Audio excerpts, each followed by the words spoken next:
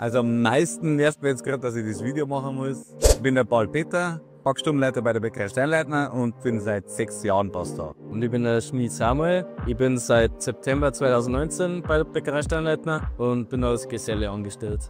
War mein Lehrling.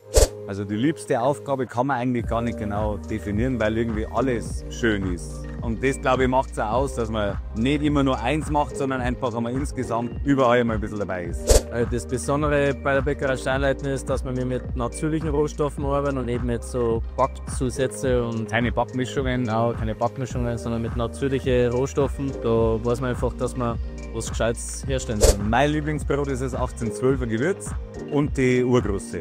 Mein Lieblingsbrot ist die Urgroße, weil es einfach sehr saftig schmeckt und weil es einfach geil schmeckt. Bei uns zwar. Also Wir sind durch Höhen und Tiefen gegangen, aber mittlerweile finde ich, sind wir ein recht gutes Team, oder?